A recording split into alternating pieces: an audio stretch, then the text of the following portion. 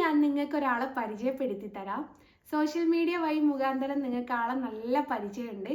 പക്ഷെ എൻ്റെ ആരാണ് എന്താണ് എന്നുള്ളത് ഞാനായിട്ട് തന്നെ പറഞ്ഞു തരാം. ആളിതാണ്. ആളുടെ പേര് ശരിക്കും പറയാച്ച അരുൺ ബഷീർ എന്നാണ്. എന്താ ഇങ്ങനത്തെ ഒരു പേര് എന്നായിരിക്കില്ലേ? ഇതാണ് സോഷ്യൽ മീഡിയ പറയുന്ന എൻ്റെ ഭർത്താവ്. പക്ഷേ യഥാർത്ഥത്തിലുള്ള എൻ്റെ ഭർത്താവ് ഇതൊന്നും അല്ല കേട്ടോ. യഥാർത്ഥത്തിലുള്ള എൻ്റെ ഭർത്താവ് ദുബായിലാണ്.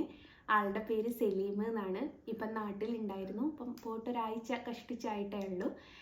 അപ്പം ഇതെന്ന് പറയുന്നത് എൻ്റെ കസിൻ ബ്രദറാണ്. എനിക്കെങ്ങനെ പൊട്ടുകുത്തിയ ആൾ കസിൻ ബ്രദർ ഉണ്ടാവും എന്നുള്ളതായിരിക്കും അടുത്ത സംശയം. ആളുടെ അച്ഛൻ മുസ്ലിമും അമ്മ ഹിന്ദുവാണ്.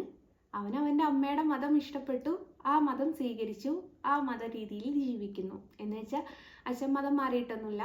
ഒരു വീട്ടിൽ മതത്തിൻ്റെ പേര് തല്ലുകൂടാത്ത രണ്ട് വ്യക്തികളായിട്ട് അവർ ജീവിക്കുന്നു. അതാണ് ഇവൻ്റെ വീടിനെ പറ്റി പറയാച്ച ഒറ്റ വാക്കിലുള്ള ഉത്തരം.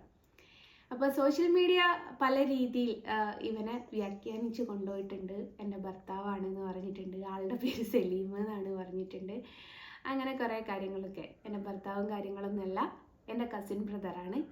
ഇന്ന് ഈ ഭൂമിയിൽ ശരിക്കും പറയാച്ചാൽ എനിക്കോ എൻ്റെ കുടുംബക്കാർക്കോ അല്ല എൻ്റെ മക്കൾക്കോ എൻ്റെ ഭർത്താവിനോ ഒന്നും ഒരു അവകാശവും ഇല്ല എന്ന് പറഞ്ഞാൽ നിങ്ങൾ വിശ്വസിക്കുമോ? വിശ്വസിച്ചേ പറ്റൂ. ഇന്ന് ഞാൻ ജീവിച്ചിരിക്കുന്നുണ്ടെങ്കിൽ അത് ശരിക്കും ഇവൻ്റെ ഒരു ഔദാര്യത്തിൽ മാത്രമാണ്. കാരണം എന്താ വെച്ചാൽ ഞാൻ എൻ്റെ ജീവിതത്തിൽ 2 സൂയിസൈഡ് അറ്റംപ്റ്റിന് ശ്രമിച്ചിട്ടുണ്ടായിരുന്നു. ആ 2 എണ്ണത്തിലും ഞാൻ തോറ്റു, ഇവൻ ജയിച്ചു എന്ന് തന്നെ പറയാം. ഇവനാണ് തിരിച്ചെന്നൊരു ജീവിതത്തിലേക്ക് കൊണ്ടുവന്നത്. ആ ഒരു നന്ദിയും കടപ്പാടും ശരിയിൽ എനിക്ക് ഇവനോട് തീർച്ചയായിട്ടും ഉണ്ട് കേട്ടോ.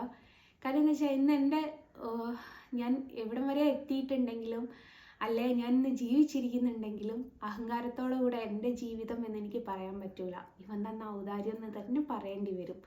കാരണം അത്രത്തോളം 2 എണ്ണത്തിലും ഓന് കുറച്ച് കഷ്ടപ്പെട്ടു പോയി എന്നെയും കൊണ്ടിട്ട്. അപ്പോൾ ഇപ്പോൾ സോഷ്യൽ മീഡിയ ഞാൻ കാരണം ഇവനെയും കൂടി നാട്ടിച്ചാഞ്ഞു. അതിലെനിക്ക് ഭയങ്കര വിഷമമുണ്ട് കേട്ടോ. പക്ഷെ ഞാനൊരു കാര്യം പറയട്ടെ, നമുക്ക് ജീവിതത്തിൽ ഇതേപോലെ കൂടെ നിൽക്കാൻ ഒരാളും മതി. നമ്മൾ എവിടെയും തളരാതെ മുമ്പോട്ട് പോരുക തന്നെ ചെയ്യും. ഞാൻ ഇന്ന് ഈ ഒരു നിലയിൽ എത്തിയിട്ടുണ്ട്. എൻ്റെ ഭർത്താവ് എന്ന് വെച്ചാൽ 4 വർഷം ഞാൻ വര തുടങ്ങി 4 വർഷത്തോളം എൻ്റെ കൂടെ ഉണ്ടായിരുന്നു. പിന്നീടാണ് അദ്ദേഹം ഗൾഫിൽ പോയത്. ആ 4 വർഷവും അദ്ദേഹം ഒരുപാട് കഷ്ടപ്പെട്ടു എന്നെ ഒരു നിലയിലെത്തിക്കാൻ. അദ്ദേഹം പോയതിന് ശേഷം ഇവനാണ് എൻ്റെ കൂടെ എന്തൊരു പ്രോഗ്രാം ഉണ്ടെങ്കിലും വരിക. സ്വന്തം പണി ലീവാക്കിയിട്ടാണ് ഇവൻ എൻ്റെ കൂടെ വരാറ്. ഇവൻ ബസ്സിലെ ഡ്രൈവറാണ്. ബസ്സിലേക്ക് പണിക്കൊരു പ്രത്യേകത ഉണ്ട്. ഒരു ദിവസത്തേക്കൊക്കെ ലീവ് എടുത്ത് ഇറങ്ങിയാൽ പിറ്റേന്ന് പോയാൽ പണി ഉണ്ടാവില്ല. അടുത്ത ഡ്രൈവർ എന്നാണോ ഇറങ്ങുന്നത് അപ്പോഴേ പിന്നീട് അവർക്കതിൽ പണി ഉണ്ടാവുള്ളൂ. പക്ഷേ അങ്ങനെ കുറേ പണിയില്ലാതെ ഞാൻ കാരണം നടന്ന് കിട്ടോ.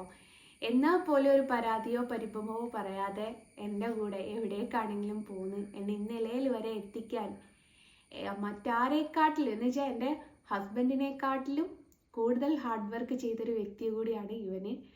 അപ്പോൾ ഇവൻ എന്താ ഏതാ ആരാ എങ്ങനെയാന്നുള്ളതൊന്നും നിങ്ങൾക്കറിയില്ല. സോഷ്യൽ മീഡിയ പറഞ്ഞിട്ടാണ് നിങ്ങൾ കേട്ടത്.